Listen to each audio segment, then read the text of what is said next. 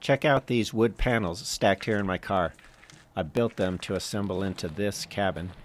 It has a wood stove, and I can set it up wherever I can find some flat ground. But this time, I tried setting it up on some sloped ground. Later you'll see why this is about the farthest that I can set it up. This is me, Steve, and this camp was up at 10,900 feet in the Colorado mountains. It is a very warm day for the end of September, with 50s during the day and upper 30s at night. Once I had the floor leveled out and all the panels staged nearby, it took exactly 20 minutes to put the walls and roof panels together this time. Here is how my day started. I was driving past Copper Mountain when I was surprised to see this truck. Do you recognize it? I did. It is Timmy's truck from the Truck House Life YouTube channel. I found his channel when I was designing my cabin and looking for examples of using a wood stove in similar small spaces. I continued driving over Vail Pass, through Vail, turning south through Minturn, then east at Red Cliff to head up Shrine Pass Road back to Vail Pass. This was the tail end of peak colors, and I was hoping to find a place to camp by some aspens.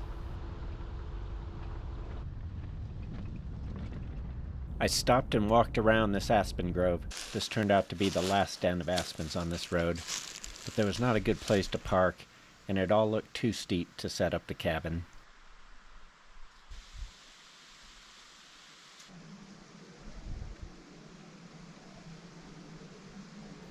This was Sunday afternoon, yet all of the best camping spots were already taken. This spot where I ended up camping was all the way over Shrine Pass, just a half a mile line of sight from Interstate 70, Vail Pass. I could hear the faint murmur of cars and trucks.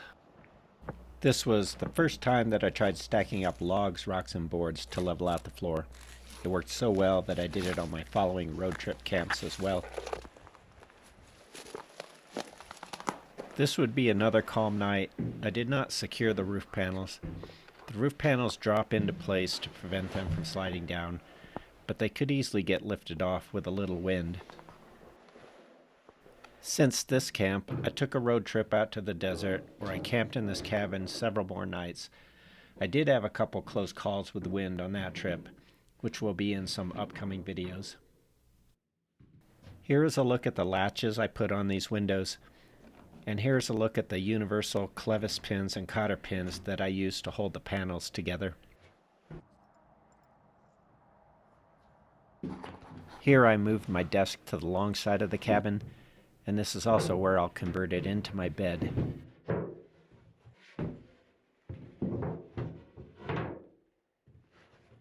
It's very echoey in here when it's empty, but once I move the rest of my gear in here, it's fine.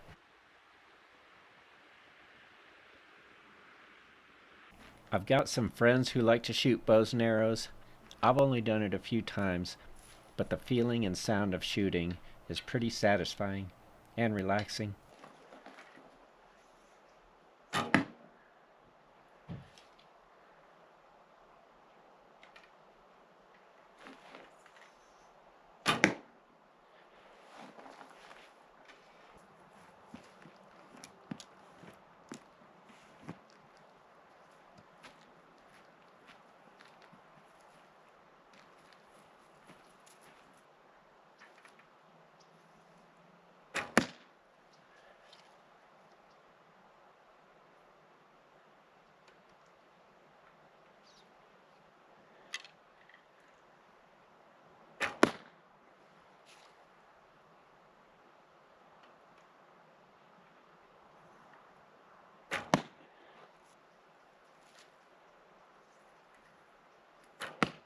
It was great to get up here for such a nice evening.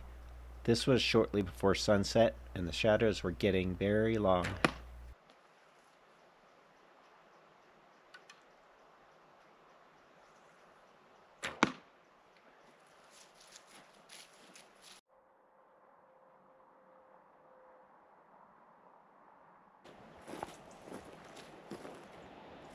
Here's a photo of Copper Mountain Ski Area in the distance, and the last of the sunset.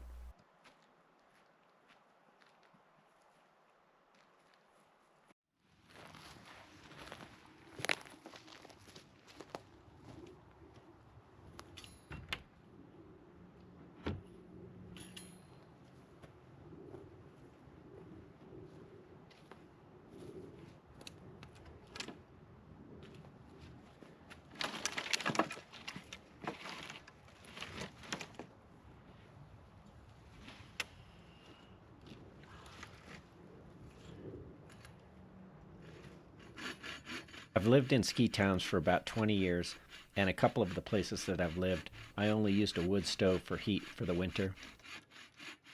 Those were in a town that occasionally has lows in the teens and 20s below zero, and has been as cold as 40 below zero Fahrenheit. Those two places also had electric heat, but I would only turn it on if I was going out of town. When I got home from work, if I was lucky, there might be a few embers remaining in the stove, but I would usually have to start a new fire. I would fill the stove with logs as I went to bed, and more when I woke up during the night, and once more before leaving for work. I still have the bellow that I would use to start the fires, and I will remember to bring it on one of my winter camps coming up.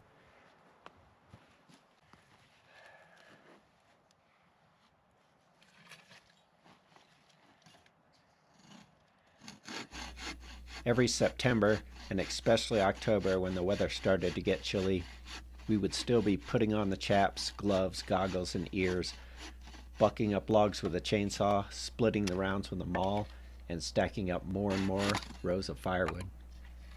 It was a lot of work, but I loved doing it. It meant another ski season was not far away.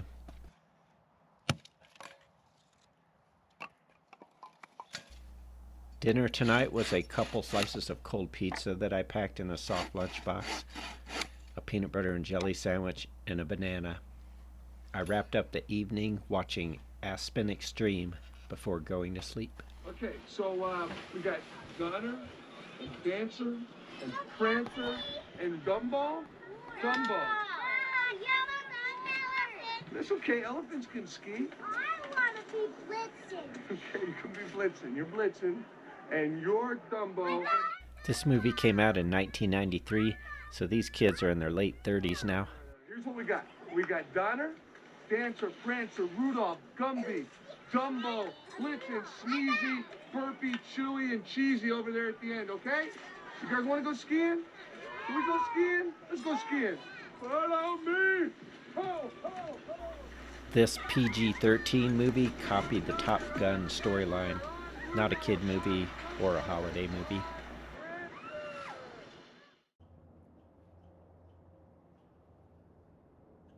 Sometimes I end up with time-lapse videos like this instead of a regular video clip because it's too easy to accidentally jump between video modes, and I can barely read the tiny screen on my GoPro camera without my reading glasses.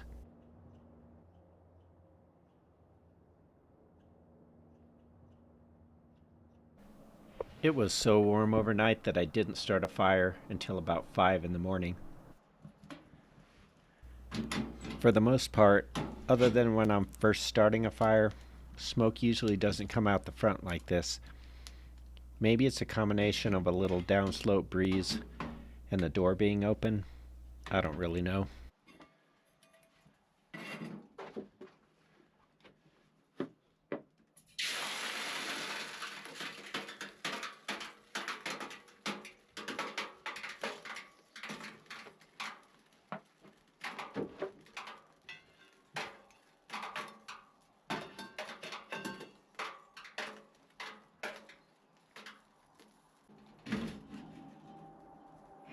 I don't drink coffee, but I do drink hot chocolate every morning.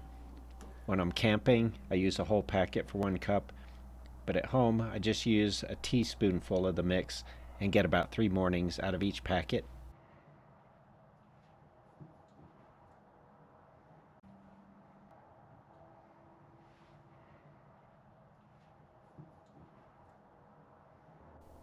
Today is Monday.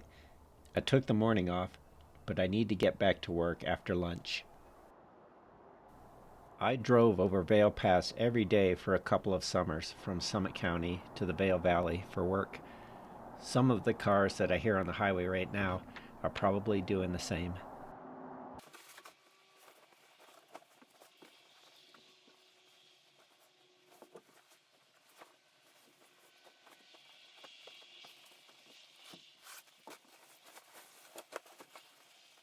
So far, my trips have mostly been finding a campsite, setting everything up, filming, sleeping, and packing it all back up, with not a lot of hanging out and enjoying the cabin and my surroundings.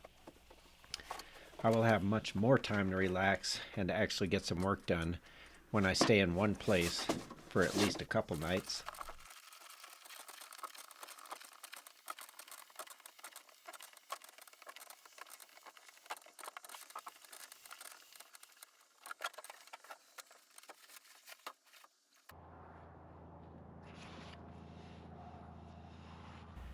I'm still very new at making videos.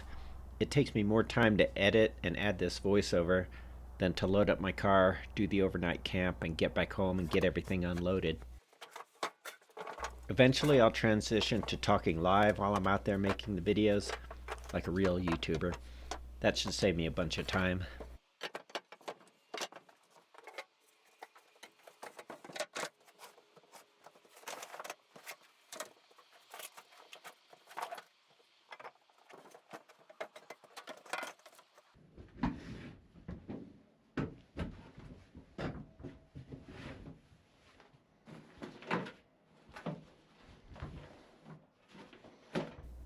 I move the desk back over to where I have a better view, and then pretend like I'm doing something on my computer.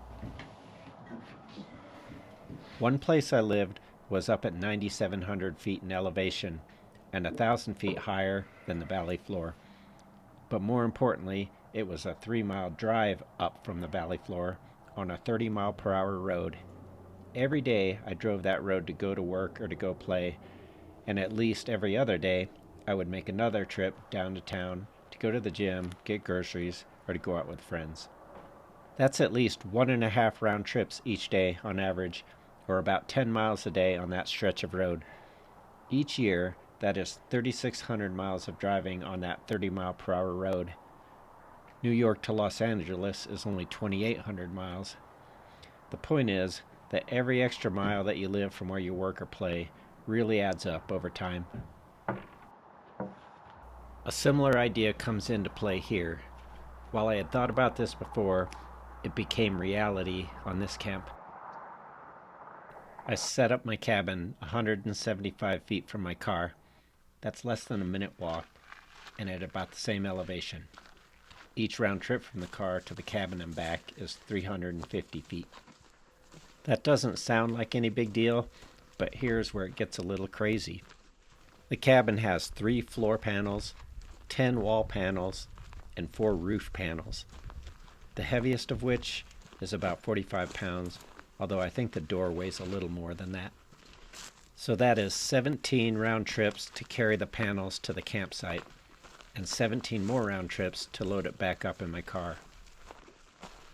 I also counted at least 13 round trips to carry everything else to the camp, and another 13 round trips to take it all back. Plywood pieces, bed legs, bed and roof beams, the stove, firewood, metal sheets, leveling blocks, tools and chair, bedding and computer, food and water, pitcher, lights, archery equipment, etc. That is at least 60 round trips that are 350 feet each. That adds up to a total of 4 miles of walking. Luckily, only half of that am I carrying something. I didn't notice how far I was walking in the afternoon when I was setting everything up. In the morning, though, I could feel it in my back, and it definitely seemed farther when I was carrying everything back. I had almost chose to set up the cabin on a rock outcrop a little farther away that was 425 feet from my car and slightly downhill. I might have been fine getting everything out there and set up, but I would have really struggled to get it all back to my car the next day, and probably would have missed getting back for work. That would have turned into over 9 miles of walking instead of 4. 10 or 15 years ago, I think I could have done that no problem. This turned out to be a perfect lesson, and just about as far as I would want to set it up now. Even at this distance, I know what the challenge will be now. If I was to rig up a wheel that I could strap onto each panel, I could extend my range a little more. Probably still the same number of round trips, though easier on my back overall. In the snow, if I could find or build a sled, I may be able to go a little farther, especially if I could double up the number of panels or gear I pulled on each round trip. but that would still only get me another 150 feet away, and usually in tougher walking conditions. Without something motorized to help me move it, the reality is this is just a cool car camping cabin. This part took 8 minutes to disconnect and lay the panels on the ground. Most of my other camps, I was much closer and either put the panels directly in my car as I disassembled them, and some I would lean up against my car so I could load them in a certain order. It was getting a little breezy. The cabin is most vulnerable to wind and most challenging to deal with when I am standing up the first few panels or taking down the last few. I need to decide on a system to hold those few panels up vertical while I attach or detach more panels. Probably sooner rather than later, I'll be camping in this cabin on a windy day. The roof panels are nice and light, and the floor panels are not too heavy either. Only the wall panels were getting a little heavy on this longer walk.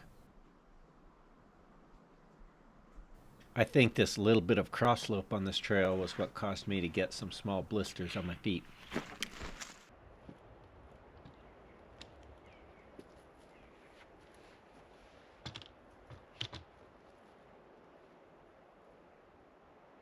These were the last really warm fall days up here.